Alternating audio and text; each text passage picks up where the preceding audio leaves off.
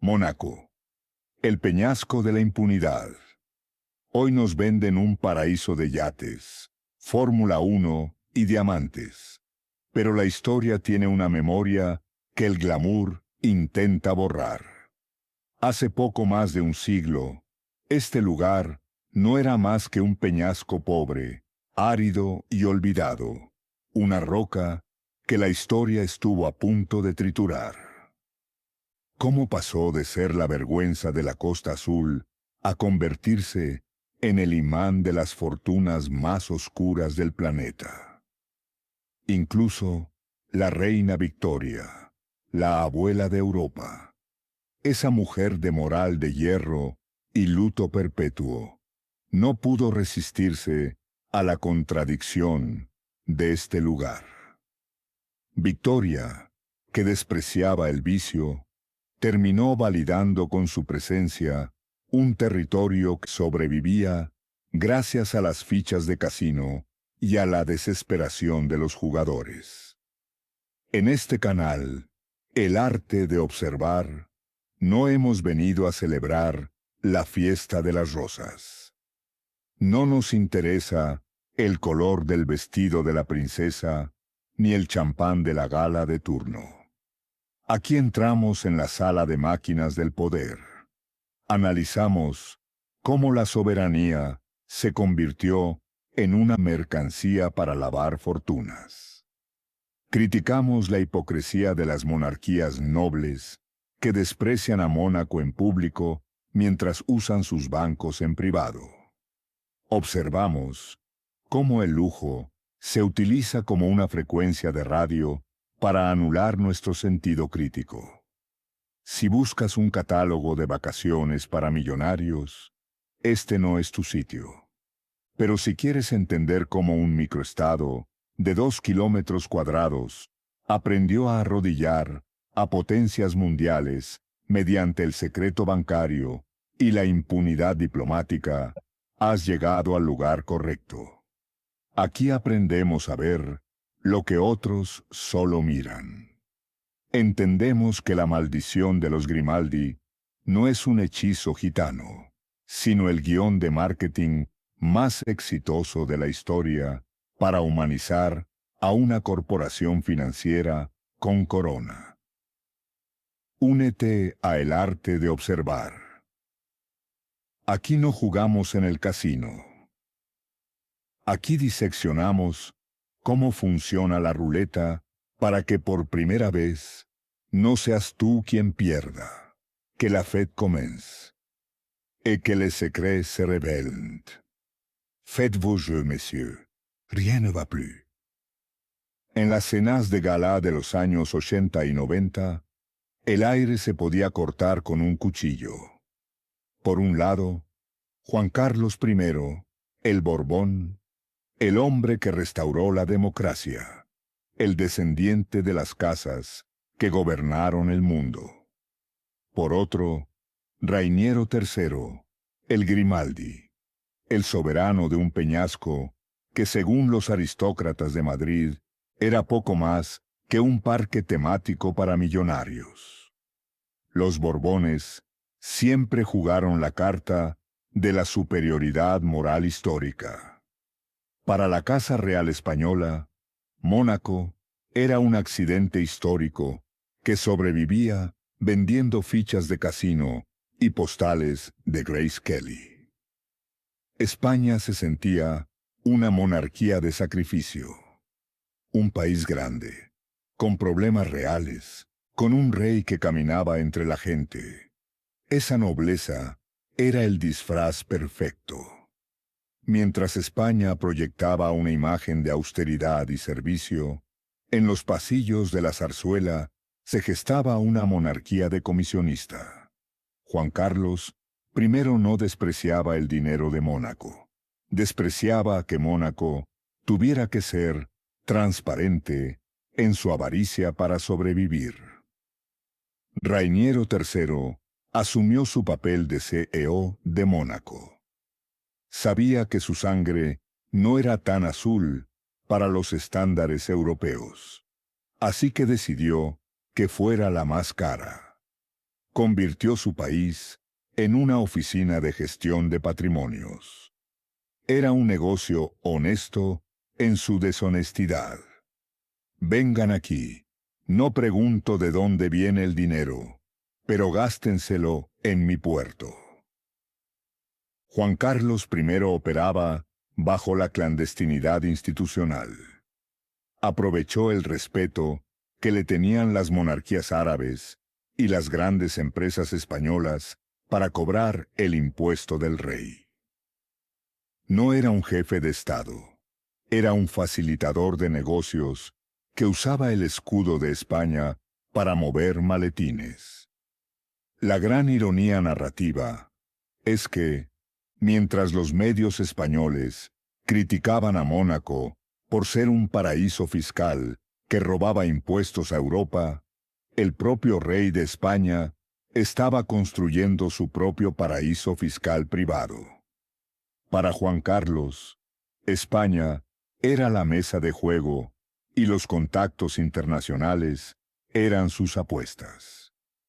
Cada contrato del AVE a la Meca, cada venta de armas o cada acuerdo petrolero era una ficha que terminaba en cuentas numeradas en Suiza, como la famosa cuenta de la Fundación Lucum. Mónaco era un casino con bandera. Juan Carlos era un rey con un casino debajo de la mesa. El desprecio de los Borbones hacia los Grimaldi no era una cuestión de ética, sino de estética. No les molestaba que Mónaco fuera un lavadero de dinero. Les molestaba que no tuviera la elegancia de ocultarlo detrás de 3 siglos de genealogía. Al final, el sangre azul resultó ser el mejor cliente de los mecanismos que el plebeyo Rainiero había perfeccionado. Como un país que puedes cruzar caminando en 45 minutos, sigue siendo soberano frente a una potencia nuclear como Francia? Mónaco no es un estado que produce cosas. Es un estado que vende el concepto de soberanía. Francia permitió que Mónaco existiera no por respeto a los Grimaldi, sino porque el Elíseo necesitaba una puerta trasera. Mónaco es la lavandería de lujo de París. Francia le da defensa militar y servicios básicos, y a cambio, Mónaco ofrece un lugar donde la élite francesa puede mover capitales, cerrar acuerdos discretos y mantener un estilo de vida que en París sería escandaloso. La historia oficial dice que de Gaulle bloqueó Mónaco por justicia fiscal. La narrativa crítica sugiere algo más oscuro. Fue una renegociación de contrato. Francia no quería destruir a Mónaco. Quería recordarle quién era el dueño del territorio.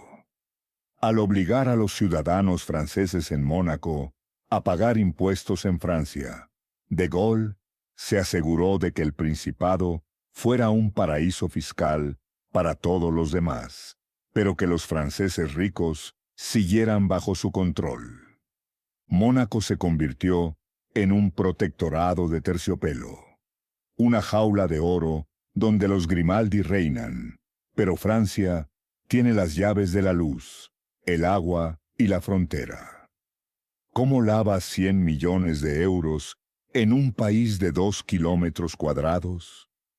No necesitas grandes industrias. Solo necesitas que un apartamento de 3 habitaciones cueste 50 millones de euros. Cuando el lujo es tan extremo, el precio se vuelve subjetivo. El mercado inmobiliario monegasco es en realidad un sistema de depósitos bancarios disfrazado de ladrillos. Mientras el rey Juan Carlos escondía su dinero en fundaciones suizas difíciles de justificar, los clientes de Mónaco simplemente compran una propiedad.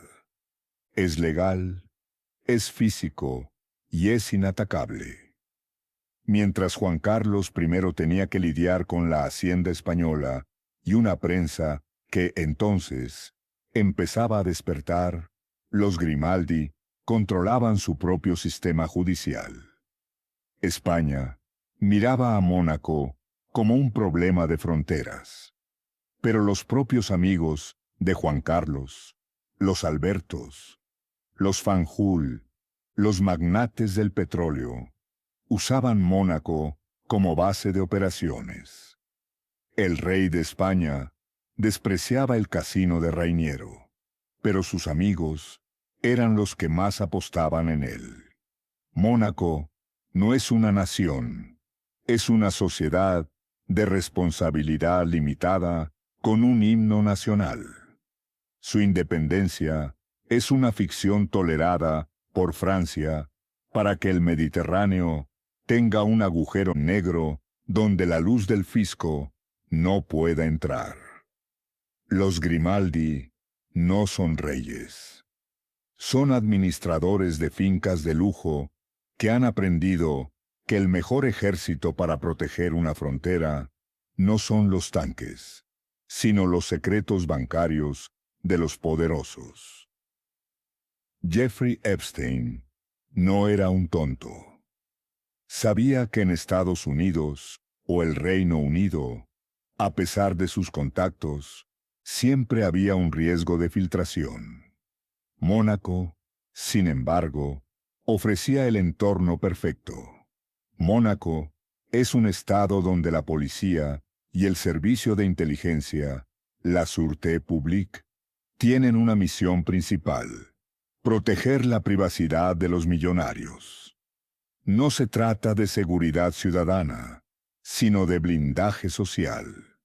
Epstein no necesitaba corromper a los Grimaldi porque el sistema de Mónaco ya estaba diseñado para no hacer preguntas. En los casinos y las fiestas privadas de los yates atracados en el puerto de Hércules, lo que ocurre en aguas internacionales, otras puertas doradas, no existe para la justicia. Mientras el hermano de Carlos III fue capturado por la torpeza de la visibilidad pública, en Mónaco, los depredadores se mueven en un anonimato de élite. Epstein visitaba Mónaco porque allí era un par entre pares, un hombre de éxito rodeado de otros hombres poderosos con secretos igual de oscuros. Existe una táctica psicológica en Mónaco que llamaremos el efecto brillo. Cuando rodeas una actividad criminal de diamantes, champán de 5.000 euros y celebridades de Hollywood, el cerebro humano tiende a normalizarlo.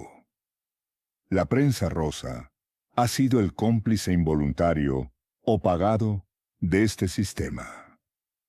Al enfocarse en qué vestido lleva la princesa Charlene o quién está en la gala de la Cruz Roja, se crea una distracción masiva. El lujo es el ruido blanco que impide escuchar el rastro de las redes de tráfico de influencias o los abusos de poder. Aquí volvemos a la conexión española. Los documentos desclasificados de Epstein mencionan a Juan Carlos I en una cena en Nueva York. Juan Carlos I y Epstein compartían el mismo círculo de facilitadores, como los Fanjul.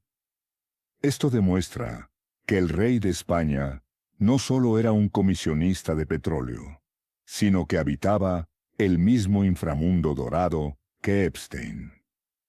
Mientras Juan Carlos se vendía como el rey de la democracia, frecuentaba los mismos salones donde se traficaba con favores, dinero opaco y, según las investigaciones del caso Epstein, influencias humanas. La diferencia es que Mónaco ofrece este servicio como Estado, mientras que Juan Carlos lo buscaba como cliente privilegiado. Mónaco es inatacable desde afuera. Si un fiscal estadounidense quiere investigar a un príncipe británico, hay mecanismos de presión. Pero investigar algo ocurrido en un yate privado bajo soberanía monegasca es un callejón sin salida. Epstein no involucró a la monarquía de Mónaco porque Mónaco era su caja negra. No muerdes la mano del que te ofrece el casino, el banco y el muelle donde nadie pide pasaportes. Los Grimaldi no eran sus víctimas, eran los caseros de su estilo de vida. El caso Epstein en Mónaco no es un expediente judicial, porque en Mónaco el pecado es legal siempre que sea caro.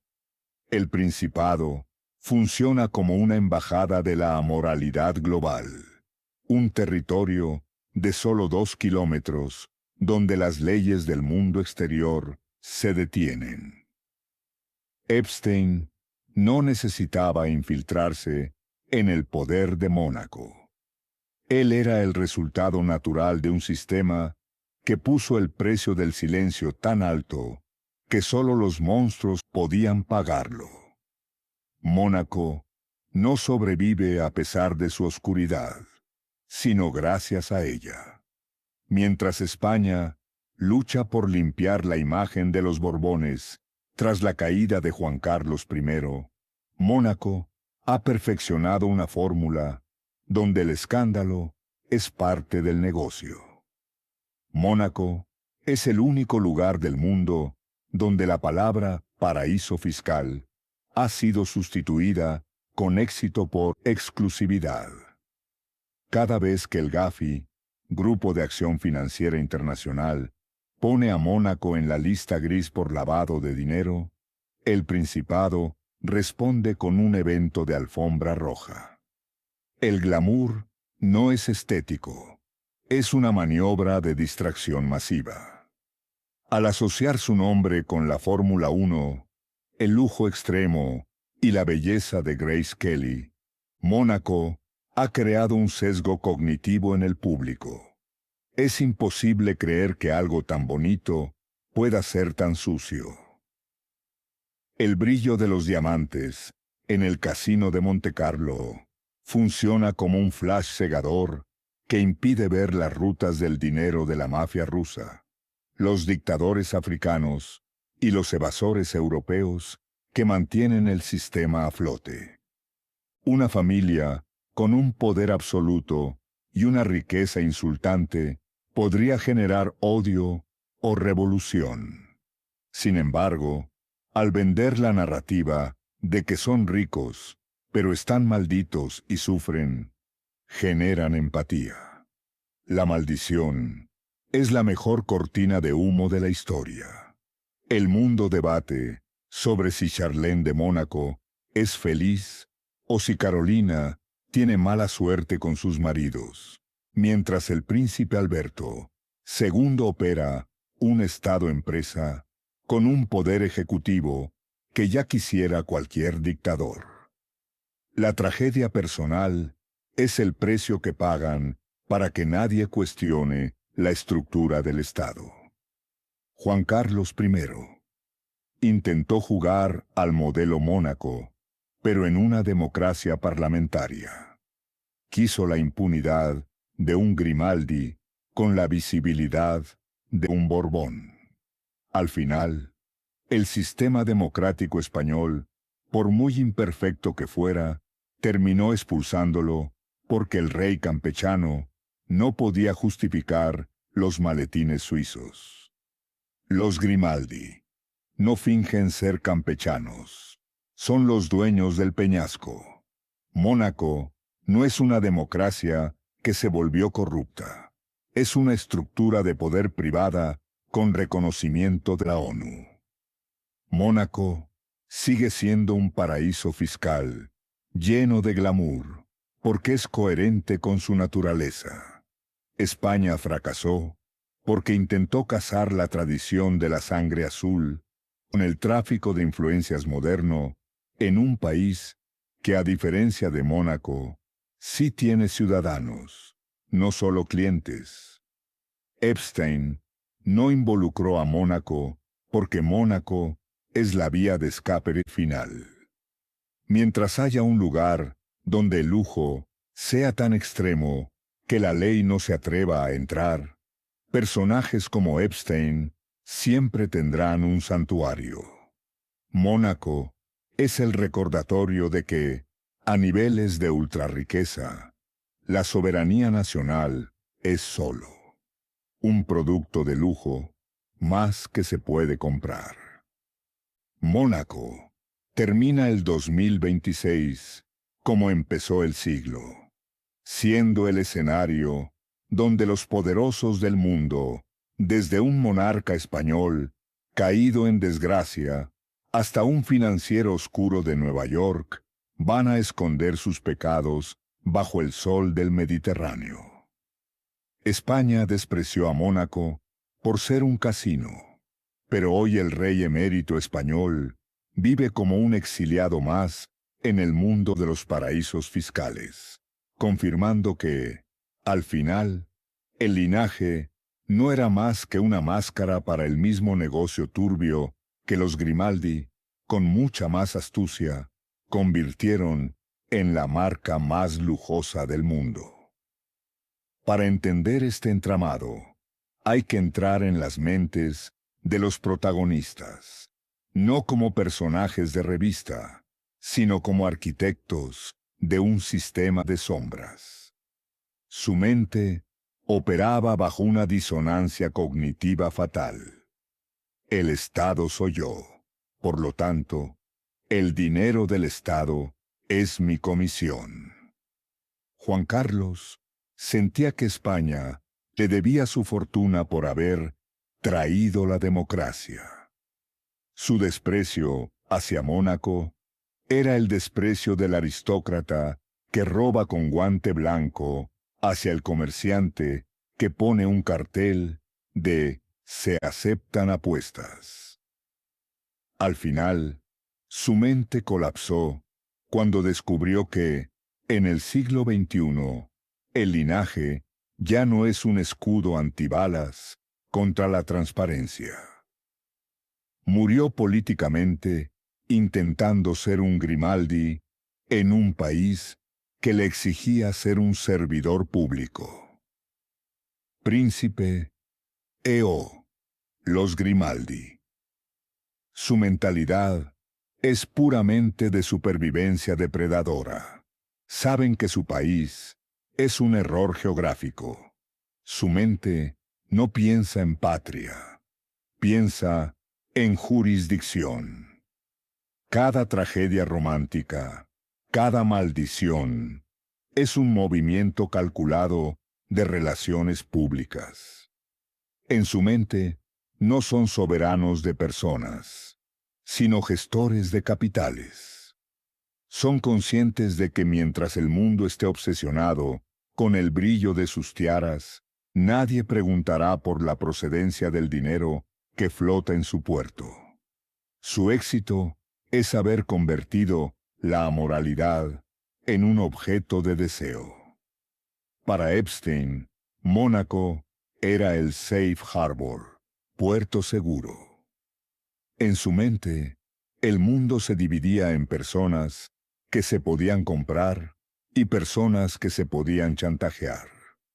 Mónaco era el lugar donde no necesitaba ninguna de las dos cosas, porque el sistema ya estaba configurado para proteger a los suyos. Él no quería destruir a la monarquía monegasca. Quería ser su vecino de yate. Su mente veía en Mónaco la validación final. Si el mundo permite que este lugar exista, entonces yo soy intocable. Aquí es donde dejamos de ser espectadores y nos convertimos en analistas. Te invito a dejar de jugar en el casino de las apariencias y a empezar a jugar en el arte de observar. En este juego, la apuesta no es dinero, sino conciencia crítica. Jugar a observar significa desconfiar del glamour. El lujo no es belleza. En geopolítica, el lujo suele ser estática ambiental diseñada para que no escuches el rastro del crimen. Seguir el rastro, no el relato. No escuches lo que dicen sobre la maldición o el amor de la princesa. Mira los tratados de extradición, las leyes de secreto bancario y las ampliaciones de puertos para yates de ultralujo. Identificar la simbiosis. Entender que Mónaco no es una anomalía, sino una necesidad del sistema. Existe porque los Juan Carlos del mundo necesitan un lugar donde dejar de ser reyes y empezar a ser clientes. Mónaco es el monumento más grande del mundo a la hipocresía europea. Es el recordatorio de que si tienes suficiente dinero y una bandera lo suficientemente bonita, puedes operar un agujero negro legal en pleno corazón de la civilización. La próxima vez que veas una foto de Montecarlo, no veas un paraíso. Ve una maquinaria perfecta de lavado, poder y silencio. En el arte de observar, el casino siempre pierde, porque tú ya no estás apostando a su juego. Estás viendo cómo está trucada la ruleta.